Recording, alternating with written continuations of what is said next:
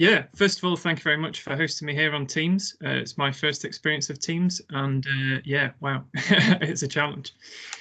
So briefly to summarise my geography teaching career, I guess it all started in a residential centre in Scotland in about 2008, and since then I've been a qualified geography teacher for 5 years. Done a PhD on glacial lakes, and since then I've also done quite a bit of freelancing for the FSC, and recently had a couple of short-term contracts lecturing at the University of York, which is where this virtual field trip was delivered. And I'd kind of inherited something similar from Dave Rippin using different sites in the Lake District. And basically, I changed sites this year in particular to Red Tarn, which I think is a bit more obvious in terms of the glacial features.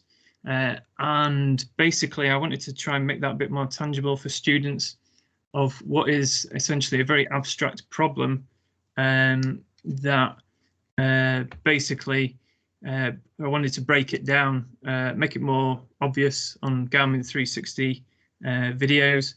And so hopefully it could make it a bit more tangible. And I'll run through very quickly pretty much everything that we did and give a... Adrian, sorry to interrupt. I think you need to click take control at the top so that you can flick through your own slides. Ah, right. Okay, that's good. I was just looking at the slide thinking, hang on a minute, this isn't the one I was expecting to appear. That is that the one that you've put up there? Yes, that's the, yeah, you got... could I just pop my one up because I just tweaked a couple of little bits. Sorry, just bear with me. We tried this on Monday and it seemed to work okay. Yeah. Share. Right, hopefully that one should have my Twitter handle on it, and a couple of other logos. Yeah. So basically, I got Red Tarn in there, which realistically I wouldn't have done in terms of actual fieldwork. Sorry, I've got more windows popping up here all over the place. So it was really nice from a virtual point of view, and hopefully we can advance to the next slide. Can you see the next one there? Is it in presenter mode? No, it's not in presenter mode. We can't. It should be. Yeah, right. I can see that now. Thanks. So the outline was the same for 2 days live on Zoom, 10 till 3, which I think is probably about the maximum in terms of screen time and not getting too fried. And the whole sort of philosophy behind a lot of my teaching, which was due to my NQT mentor really nurturing me on that. And bizarrely, I've learned this morning that his funeral's as we speak, pretty much, which is a weird quirk of the universe. But a slight aside, but he's really informed a lot of my philosophy behind teaching and how I've done it since. So we introduced them to these field sites with teaching PowerPoints on Zoom, and then had discussion in breakouts, more on that in just a moment.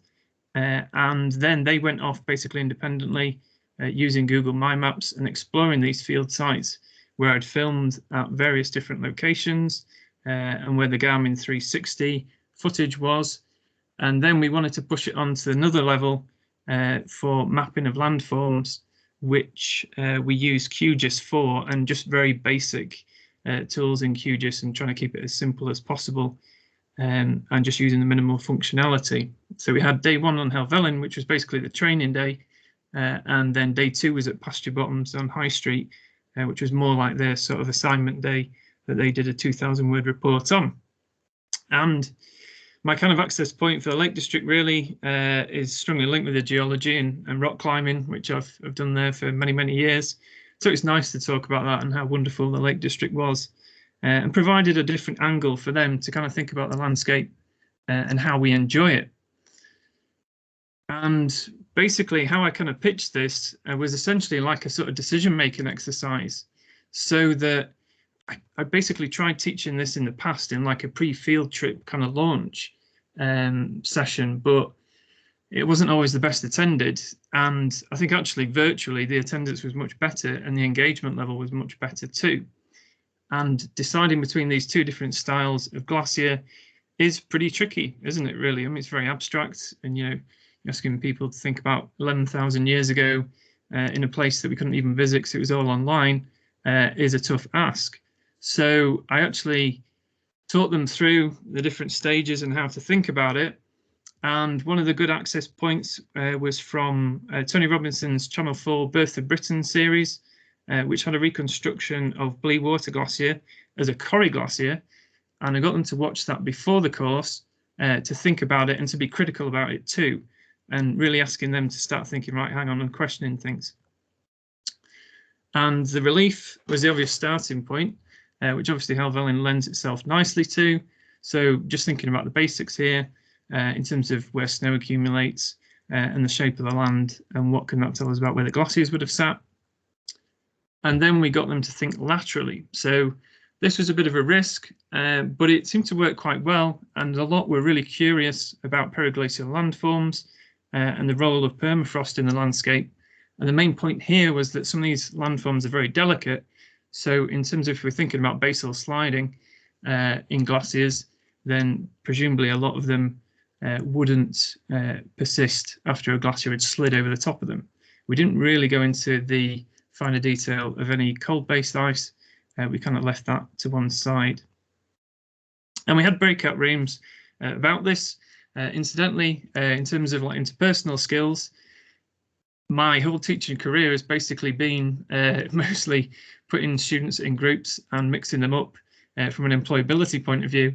And as I used to say to my secondary school students, well, you don't get to choose who you work with in a job, so you may as well learn how to work with other people early on. But for this, to get the breakout rooms working more, we just let them choose their own groups. So that kind of took out the mixing and functionality in the breakout rooms in terms of making it a bit safer.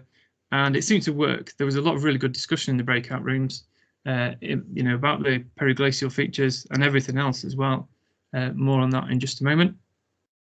So we're thinking very much about the lateral sides of the glacier here, and what evidence can we use from beyond the glaciers effectively to kind of see where they were. Then we had to kind of throw in the curveball of like, you know, what happens when we've got mountains with flat tops. And thanks to Brian actually for sharing some images of plateau ice fields in Norway. And most of mine have got clouds all over them, so you can't actually see the plateau ice fields. So that was really influential, I think, in the students actually trying to picture what the Lake District would have looked like 11,000 years ago.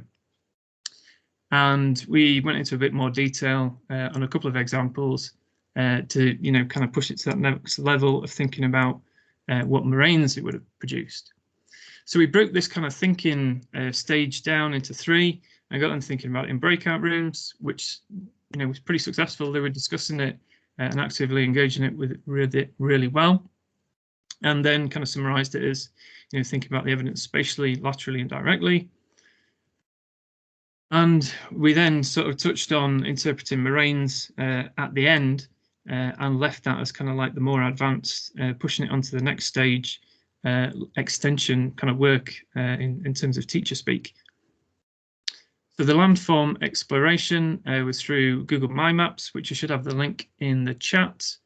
And that was a mixture of images, Garmin 360-degree videos, which have got the GPS tracks on, although I didn't quite manage to get those plotted in MyMaps, but could be quite useful for further work.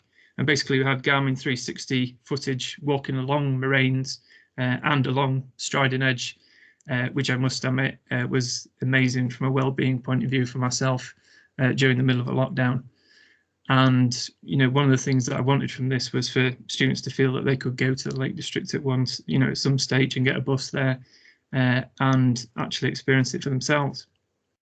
Adrian, could I ask you to start winding up, please? Yep. So basically, if you want to have a look at that, you can do on the MyMaps. The link's in the chat. And important thing with this is you can export it to KML, so you can fire it straight into QGIS. And on MyMaps, it was really good for them discussing the landforms, annotating the map, and then we popped into the breakout rooms too, you know, and some of the discussion was great. We had moments where students, you know, would just say, right, well, I've been looking, is this a meltwater channel coming off this plateau here? Which was fabulous. And we went to more complex landforms on the Tuesday with a mapping exercise from Lauren, which was brilliant, and basically just getting them to think about measuring the landforms as they would in the field, but doing it with QGIS. And Mike as well did a surface from motion survey of the valley, which I think was twofold. It was a really neat DM, and it also gave a nice way for them to visualize the landforms and kind of see the 3D aspects of it remotely. And that pretty much brings me to the end. Thank you very much. Good. Thank you very much indeed, Adrian. If we will have questions at the end of the session, but if you'd like to put your questions in the chat, then we can collate those accordingly. Thanks very much indeed, Adrian. Is Edouard there? Hello. Yes, I am. Ah, good. So I think enhanced training and learning in field archaeology. So that'll be a slightly new one in terms of the geography and biology and geology that we've been having. But anyway, please go ahead and talk about your DIY digital recording approach. Thank you very much. Option to take control of those slides, Edward. Yes, I'm just trying to find take control. Okay. That's perfect. And oh, I can see it. Right. Okay, that's fine. I think that should be okay. So good afternoon, and thank you for hosting me. So I'm a postdoc at the Department of Archaeology here at Aberdeen, and I'm involved in both research and teaching. And prior to doing my PhD at Aberdeen, I worked in the archaeology commercial sector. So I'll be presenting briefly our low-cost DIY digital recording system, and basically to demonstrate how it's improved student and volunteer training on site.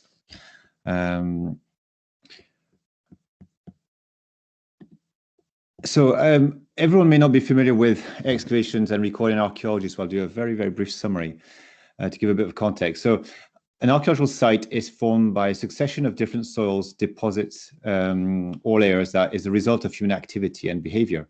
So for example, think of the construction, occupation, abandonment and destruction of a house.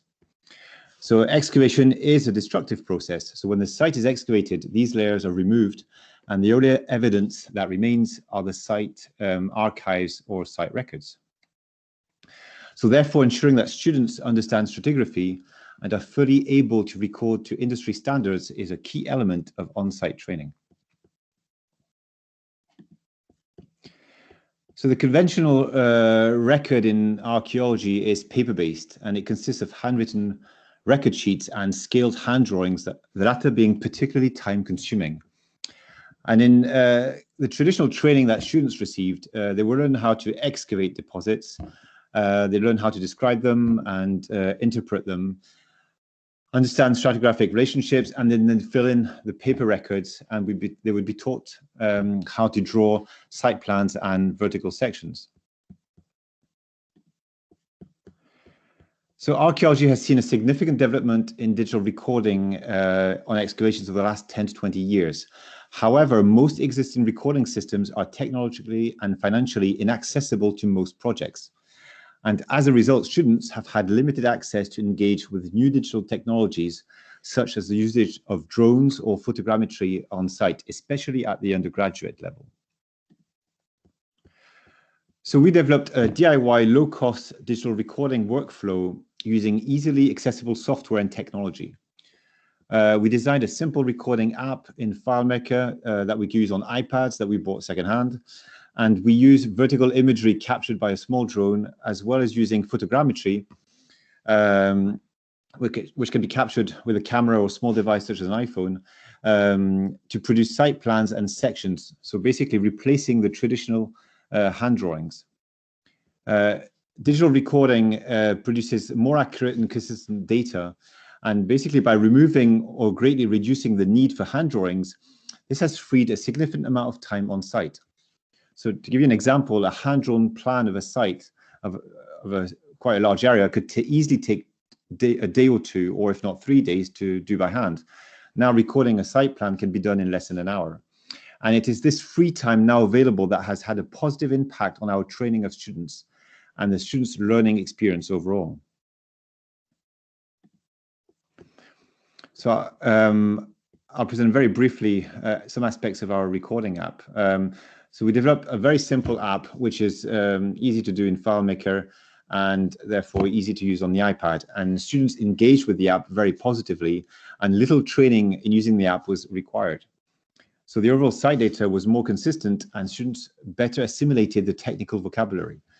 Students were gradually encouraged to fill in their records independently, and it was very easy to keep track and check their entries using the database. And we also included some help prompts in the app to help students while they were recording and encourage them to be more independent. And this had been particularly effective. So I've got just a few examples from the help prompts we put. So here we have some basic text help prompts. So here's a screenshot of a portion of the record form. And so here you've got, for example, definition of technical terms such as soil inclusions. So the student can click on the little question mark next to inclusions, and they get a very brief definition and some element of information to help them record them, such as the size here. We also have some graphic help prompts. So here it's to help them identify soil composition on their own. And all they have to do is click on the little link where it says chart, and then just get this chart where they can basically follow a series of questions that takes them to the correct soil composition. And we have what we've called these kind of hybrid graphic and text-based prompts, which are basically active buttons. So basically, the students get to see the terms that are normally used for describing something, and then they press on the button and it actually enters the data directly in the database. And at the same time, they've got a visual help. So for this instance, it's to describe the profile of a cut feature, such as a pit or a ditch. And they just have to click on, say, sharp or gradual, etc. And we have the same idea for describing the level of stones in a deposit or the character of the stones.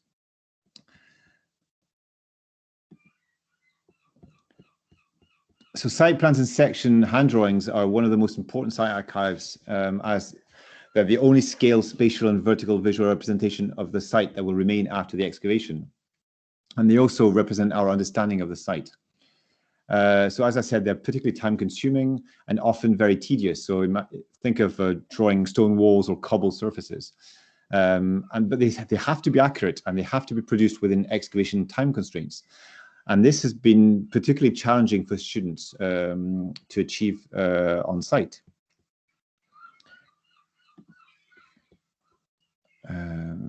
So I've just lost where I was.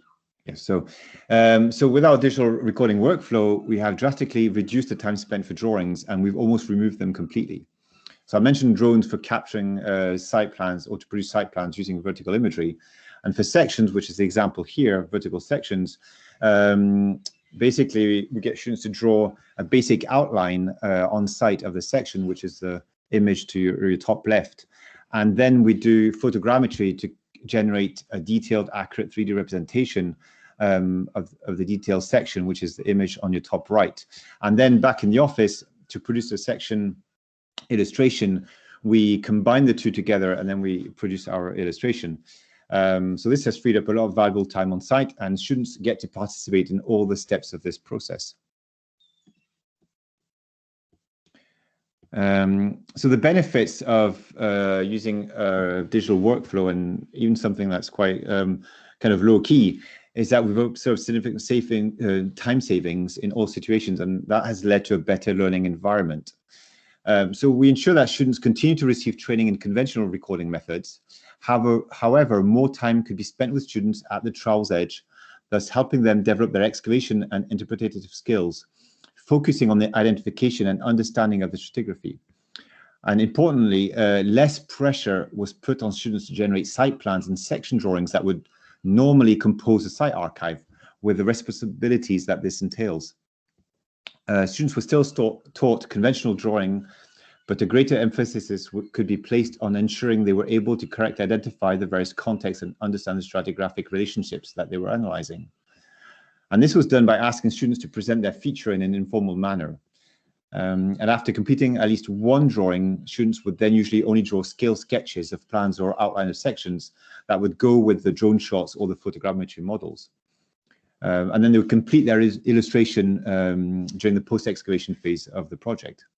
And compared to using a conventional paper-based recording system, we found that this hybrid approach was more effective for teaching and training, resulting in an enriched experience for students.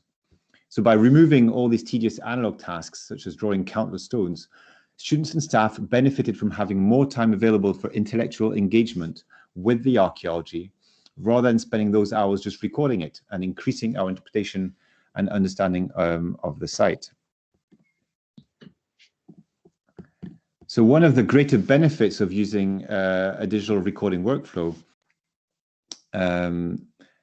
was that students got greater opportunities to engage with digital recording technologies and start developing new skills at undergraduate level, such as photogrammetry or the use of drones. So we continue to value training in conventional recording and excavation practices as an important formative element, and these skills were deemed necessary to better integrate new digital tools. What appeared evident, however, is that more training in digital recording technologies, such as database design or photogrammetry at the undergraduate level will be required, and acquiring these new skill sets will be just as important as learning conventional recording methods. This will be an important step in students becoming digitally independent archaeologists in the future, and we believe will increase their employability throughout the heritage sector, and not just in archaeological fieldwork. And that brings me to an end. Thank you for listening. Thank you very much indeed, Edward. Right. As again, questions in the chat, please, and we'll collate those and bring them up at the end.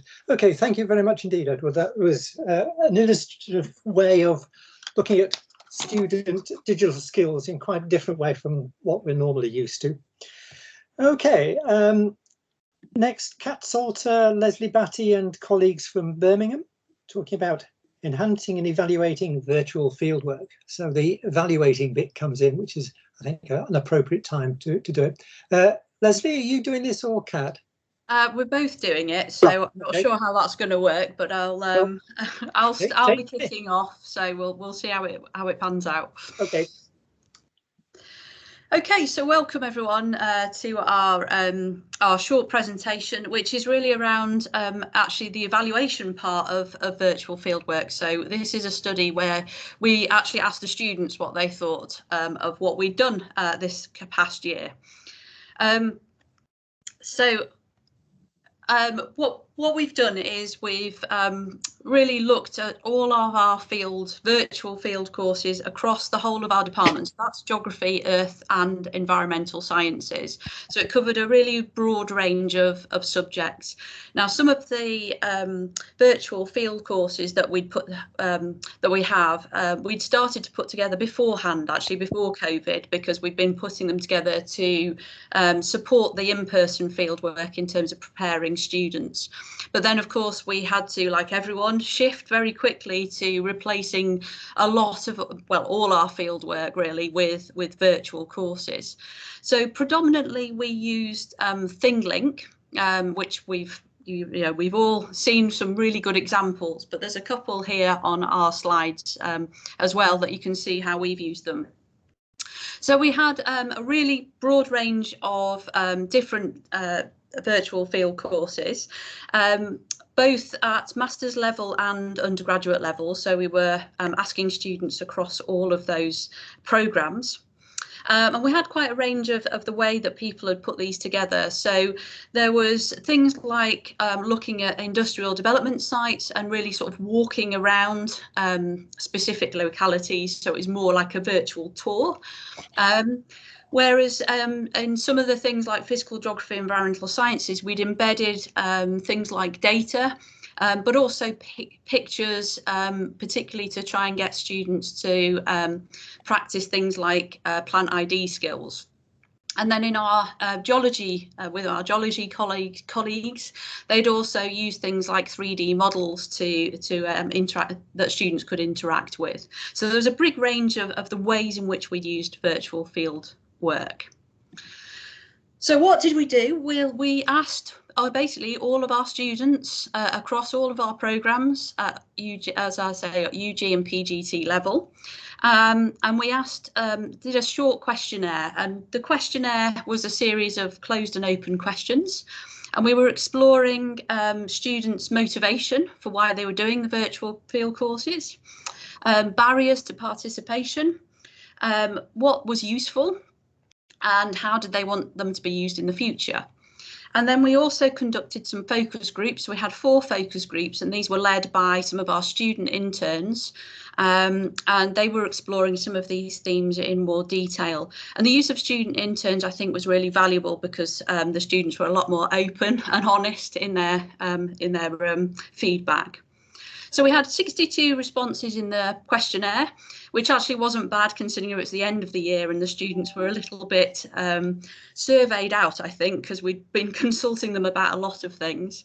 And about 80%, 70% of those had actually engaged with the virtual fieldwork. So we did ask students who hadn't done it as well, so for their thoughts and ideas. And you can see there was a range across all of our different programmes. So I'm going to hand over to Kat, who's going to take it from here. Great, thank you, Leslie. So there was a wide range of different motivations for students engaging within virtual site visits.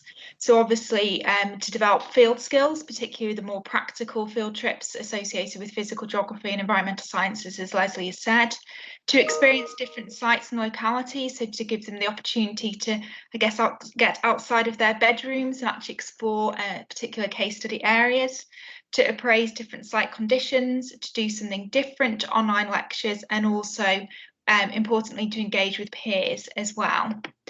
So in terms of the, we asked the students to list up to 3 aspects that they found particularly useful.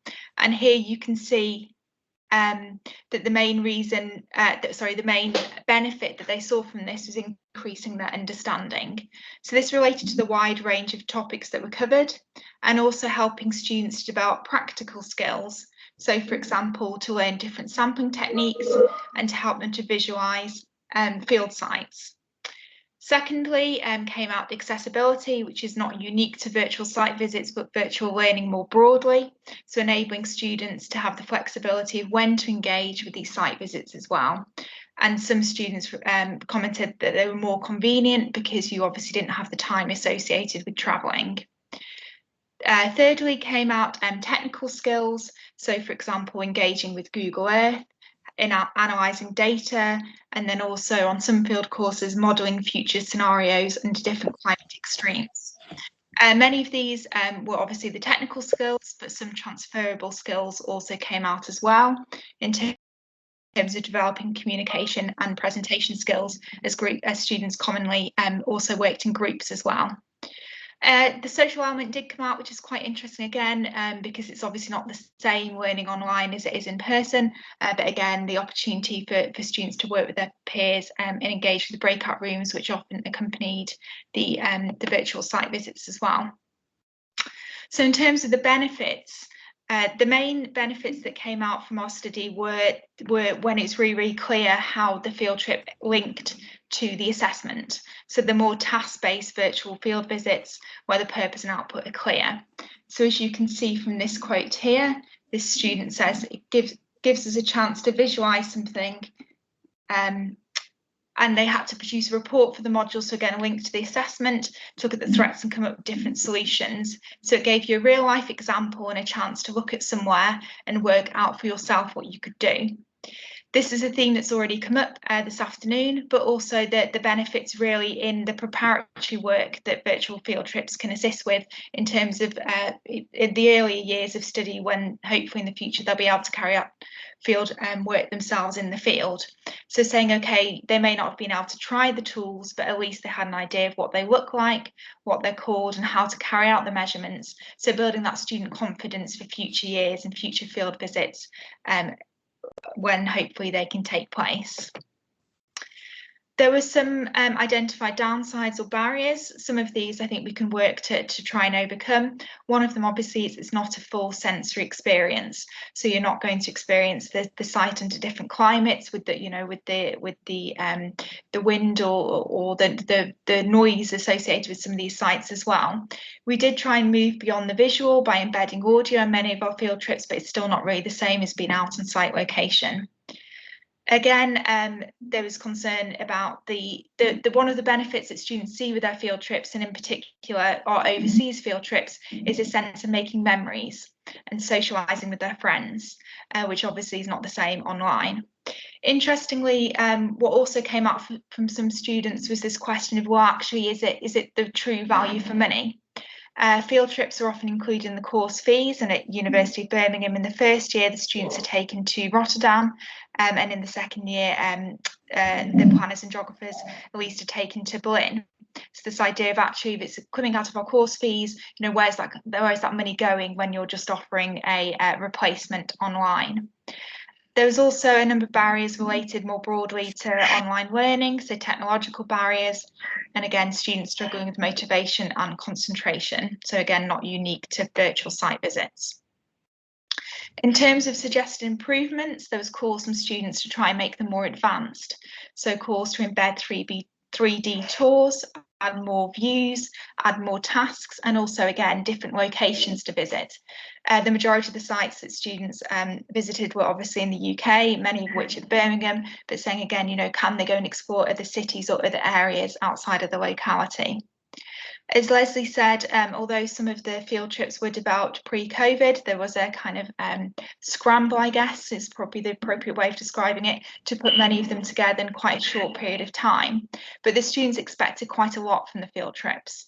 So it came out saying, you know, due to the concern about some of the students, some of the lecturer skills and ability to use the technology with maybe not as much recognition of the time and work that went into it, often without much training. We did ask the students to reflect on their broader employability, and not that much came out of the data. One of the things that did come out was just saying that actually the fact that the students showed up online and kind of took control of their learning demonstrated adaptability and motivation. So they saw that as a transferable skill. But some again commented on the more task-based field trips, saying, you know, if you're giving the students the opportunity to analyse data and come up with their own conclusions, then this can really support them moving forward. Potentially, for example, working in consultancy, where the expectation is that you'd come up with your own data analysis and draw conclusions from a range of information provided. In terms of sorry, I can't see that. In terms of which elements were most could help them moving forward, again, this idea of more sophisticated technology. Sorry about this. I'm using two laptops, and my partner trod on his laptop, so I can't actually see which slide I'm on at the moment. Okay, so in terms of improvements moving forward to make them more engaging, again, calls to give students options of where you visit virtually, greater clarity of tasks, so it should be explained and linked better to the assessment criteria, using more voiceovers, more tasks embedded, more audio clips, better maps and models, and then also more in-depth site exploration as well. So again, really calls for them to be developed a lot further moving forward. In terms of their role in the future, they're very much seen as a stepping stone to in-person. So when we asked the students how they see this technology being used moving forward, they did see a role for them very much in terms of either assisting with preparatory work or sitting alongside the in-person field trips as well, which I think is quite encouraging that they can see the value in these as we move forward as well. So just to quickly conclude, many of the challenges associated with the virtual field trips, I think, are reflected of the broader shift associated with the shift towards online learning anyway, in terms of concentration, motivation, and technological barriers. We do feel, however, that the virtual fieldworks filled an important gap in curricula. They did enable us to teach useful skills. They enabled the students to experience places and locations, and were a very good alternative mode of learning, sitting alongside the more traditional lectures and seminars. Students saw the benefits most clearly when the field trips were linked with assessments and were embedded tasks associated with them. And moving forward, we see very much virtual fieldwork as a stepping stone to in-person field trips. So lastly, just to thank the interns that helped with the data collection as well. And I think we're taking any questions at the end. So thank you. Okay, thank you, Kath. Thank you, Leslie, and your appropriate teams. Okay, as the final talk, Anna McGregor on assessing employability. You're on mute, Anna. I'm just going to load up the slides for you as we practiced the other day, hopefully.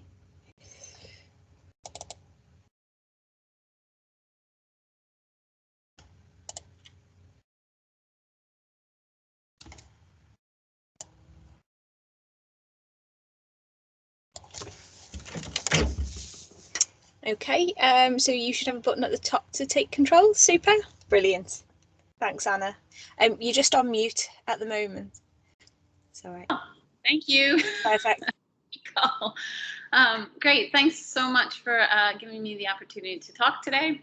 And this very much follows on from a lot of the things that Emma talked about for the keynote, which is super. And hopefully some of those themes will come together. So what I'm going to talk about is a tool that I developed related to assessing for employability. So the idea here is aligning practical skills and assessment methods, particularly trying to modernize the skill set that graduates have coming out of university. So this is kind of expanding both in terms of technical skills, like you would be teaching and assessing in fieldwork, but also those transferable skills too. Right. Okay. And I would like to acknowledge my co-authors here as well. I had 2 student interns who participated in this work, and they were super useful, super helpful in collating a lot of the information for it. So this really focused on the idea of embedding employability into the curriculum. And formally it was sort of expected that graduates did not have employability skills as they left university. It was the role of the university to provide knowledge and sort of general skills, but then the specific ones would come later, provided by employers. So there's sort of has been, I think, a change in that. And there's also that also helps to support the different career paths. And I think that was a point that Emma touched on this morning that resonated with me, that traditionally university was very much an academia focused experience, and now university graduates are going into a wider range of paths, some within science, some within their subject area, and some just everything. So trying to balance the skills and support the skills at university across these career paths is a really important thing to think about in designing coursework. And one way to do that is to build it into aspects of the curriculum. This work also comes from the development in digital capabilities. So the JISC put together a framework a few years ago now, looking at what areas of work are facilitated by digital tools.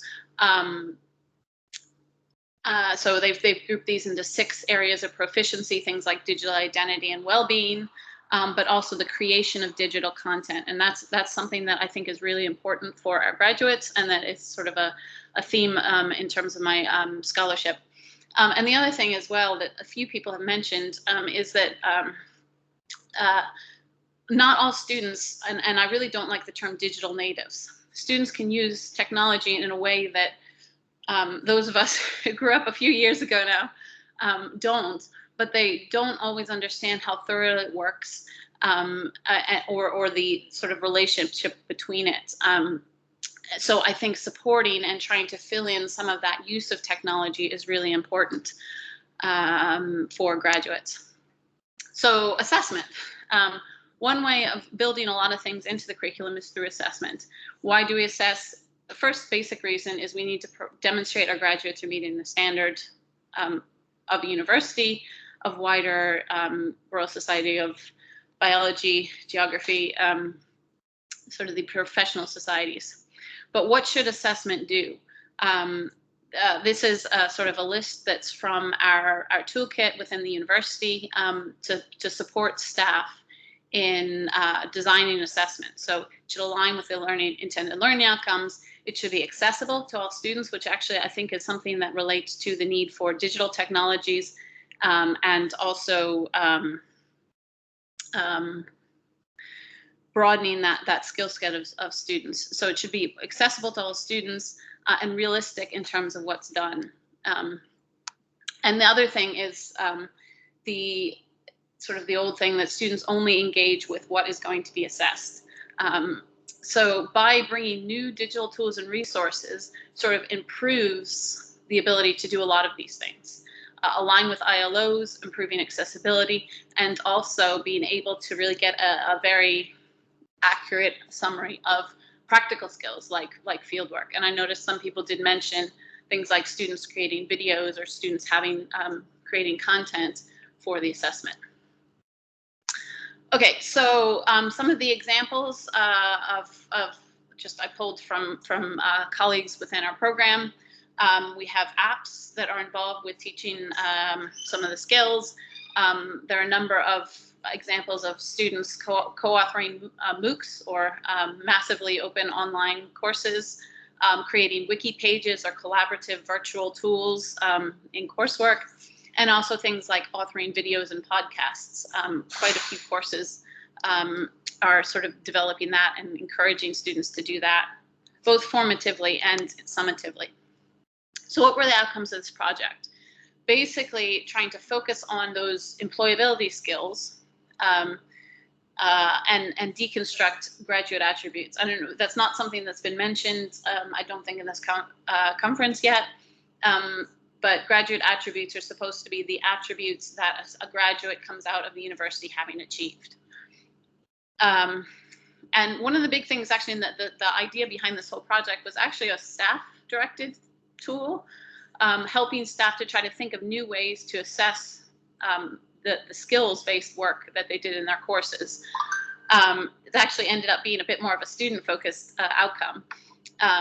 But I also wanted to support the awareness of what skills students are developing by their assessment and how that then relates to the career path they can go into after university. And finally, a lot of this, and one of the reasons I'm really interested in helping students create digital tools or digital outputs is to help them develop a professional online presence. So things that can put out there on the internet that they then create a very strong professional image to any employers who might either search them or just be aware of them. So two main goals here. Oops. One is things to feed forward beyond university, embedding those employability skills into coursework. And why not try to use assessment to create these transferable outputs? All the students are required to do it. We spend a lot of time providing feedback. Let them take it forward into their career. And can we, by diversifying assessment methods, can we support different career paths of students? Some career paths now require much more science communication skills, outreach skills, which may be not as important as technical, practical skills to be able to carry out a particular methodology. And then the second sort of broad area of the background is relating those to the digital practice capabilities. And can we encourage staff to embed these methods into assessment? So this comes from some other resources at the University of Glasgow. There was a big 3-year project looking at enhancing assessment and feedback, improving feedback practice. And there was also a really handy, it was basically a database of example projects for students to look through and get an idea of things that they could try out within their practice. And this was quite university-wide, computing science. It was all through a number of different groups in the university. So a lot of examples in there. So what did the resource look like? So I created it in Articulate Storyline, and it is an interactive web app that can be embedded into the VLE. So we use Moodle, so it basically runs through that, and it was very easy to transport it across different courses in Moodle. So there were 3 areas within the app. The first area was basically focused on graduate attributes and connecting to the skills and the wording of skills, particularly in job applications. So my interns and I went and basically reviewed quite a few job opportunities in the life sciences and looked at what were the skills, the description of the skills needed. The second bit was sort of deconstructing the skills generated in traditional assessment methods like lab reports, oral presentations, poster presentations. And then the last bit was looking at the new sort of alternative assessment methods. So where can this go in the future? Basically, this should hopefully feed into students creating digital portfolios, ways to evidence their practical skills and build student confidence of achievement of those skills. And then other things to think about, is that reflective element, like Emma mentioned, a really important part, or is it enough that students can just tick off and look at this and sort of put together the skills they've learned? And I think really that relates to about signposting the employability in the curriculum, which was, again, related to Emma's themes. Okay, so I think that's everything. Thank you very much to all my colleagues who participated in this work. And thank you for the chance to speak today. Anna, thank you very much indeed, and to your collaborators. Okay, any questions? Though I noticed that some have already been answered on the meeting chat, but anybody like to flag anything immediately? I mean, maybe actually you could just come in by voice and video in this final stage.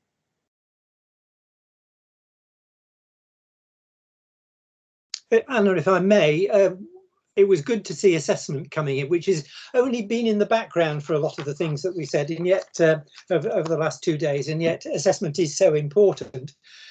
We've been so involved in actually doing the virtual that how we actually accommodate the assessment point of view, but we could probably have another 2-day meeting on that anyway. But it's very good to have actually had those aspects brought to our attention towards the end.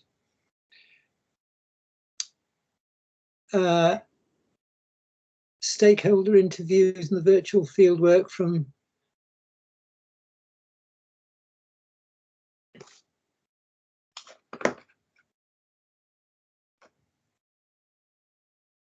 anything else anybody's dying to ask at the moment?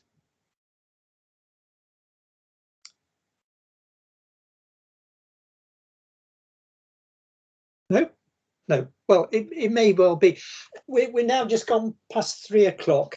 I think there's a stand up, Brian. I'm sorry, I missed that. Yep. I was going to be brave and switch my microphone on. Oh yeah, well do. Yes. It was just a very simple question. You know, if you had your time again, would you do it the same way? Same technology, same approach, or is there something with hindsight you wished you'd thought of that before you started? Is that for me? Anybody? That was the general question, was it? It was. Oh, right, I see. Okay, fair, well and good, yes.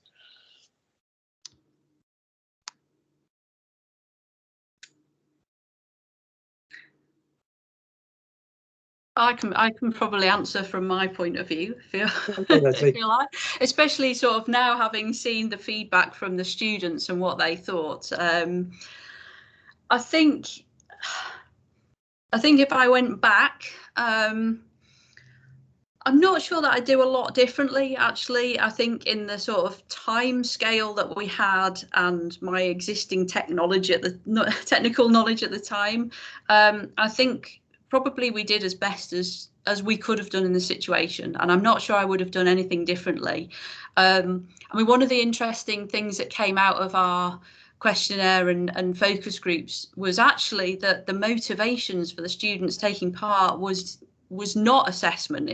That came really low down. It was other things that they wanted, and it would be interesting to think going forward. I think is was that just because they were so fed up of being on their own with their parents or stuck in a halls or something?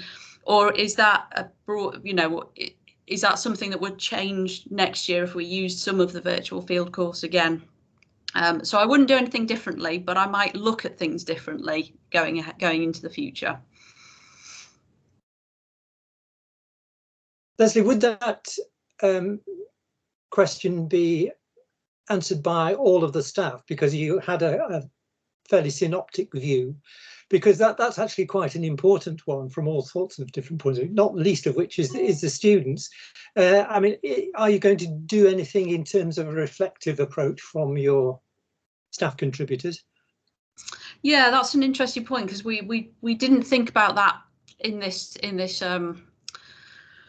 little study, because we were just sort of focused on the students. But I think there is capacity for us to actually interview some of the staff now, hopefully once term starts, and maybe that would be an added thing that we could do over the next year, is just sort of think about what their experience and then how they're going to take it forward, because I think we've shown that it kind of works and it can be useful. So yeah, it's a good point, a good interesting point, Brian. Yeah.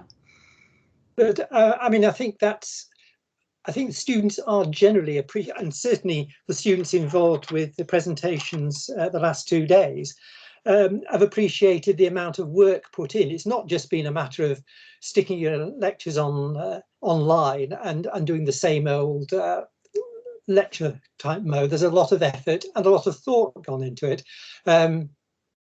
Those obviously can be improved in all sorts of ways, and we've been discussing these over the last 2 days in various ways, and new ideas have come up. And I think that's one of the good things about this meeting, even from myself, who's no longer actively teaching. Nevertheless, it's oh yeah, that's a really good idea. That's the sort of thing that we ought to be employing. And I think sharing these things is very important, and I hope that's something that people have got out of the meeting. Could the rest of the team like to come back online? And I think we've got some final slides and a request to participate in the research that Alice mentioned yesterday. Sorry, Brian, I think Adrian was just wanting to make... I'm sorry, I missed that. Anna, did you have something as well? That's okay. You go, Sophie. I was just going to say, I think trying icebreakers, particularly from the talk earlier, and then seeing where we could kind of go with more interpersonal skills would probably be what I would try longer in advance next year, with more time to prepare and all those things that are always very nice. Good, thanks, Adrian.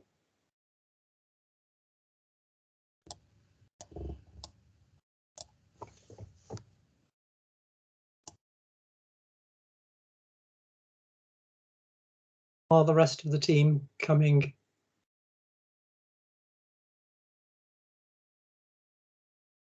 I can see initials, but not faces. We're all popping back up on the screen. Right, okay, slowly, yeah, okay. Yeah, we're here. And we've got some wind up. So, right, okay.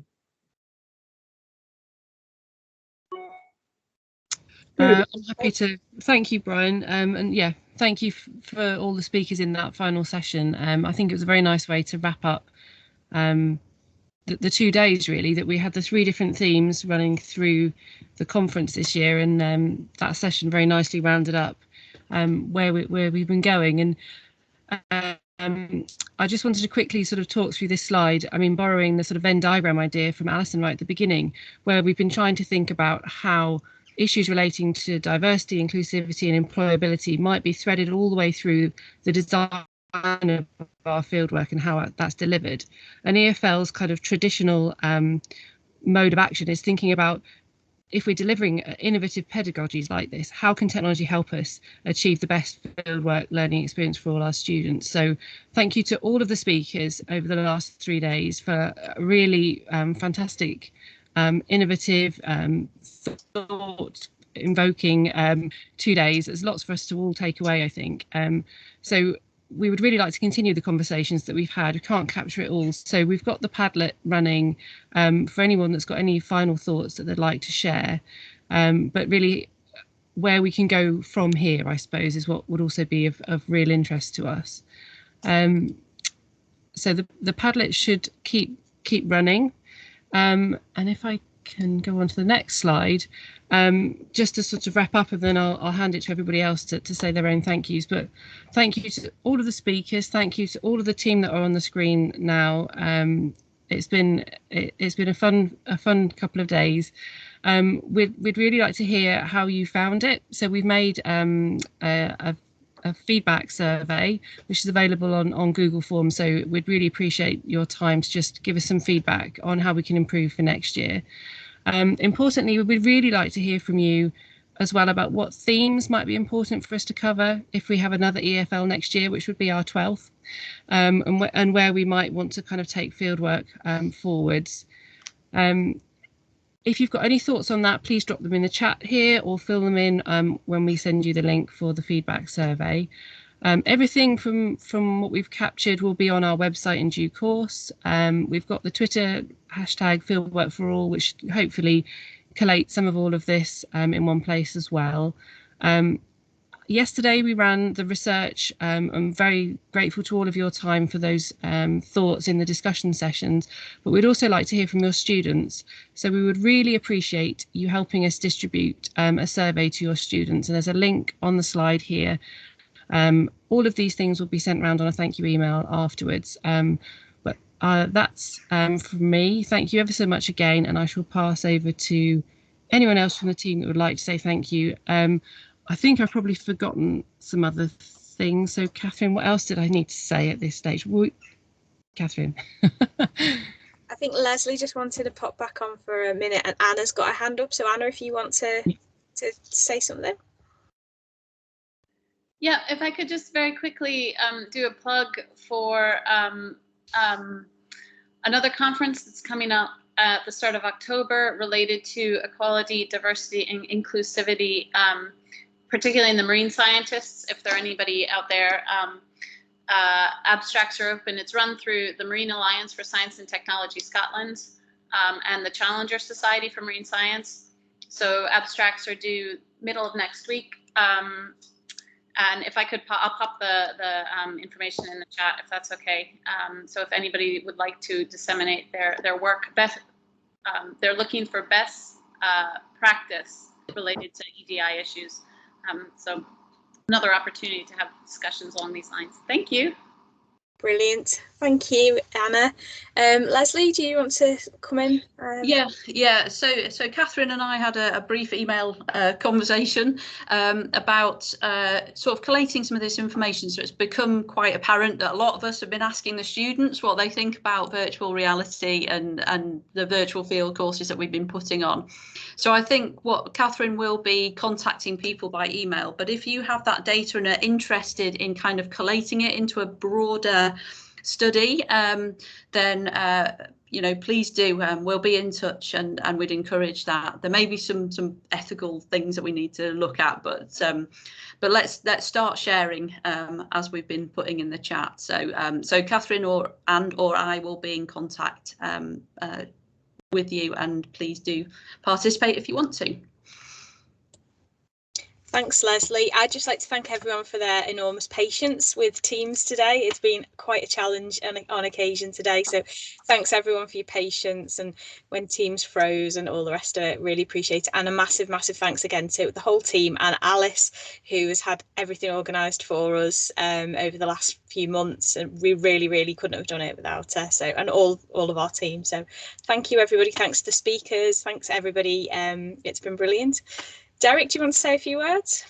I think you've covered it really. I just want to thank you, Catherine, because you've made Teams work, booking everybody in, and not sure about that. Well, you made it work, so congratulations and thanks for your efforts on that.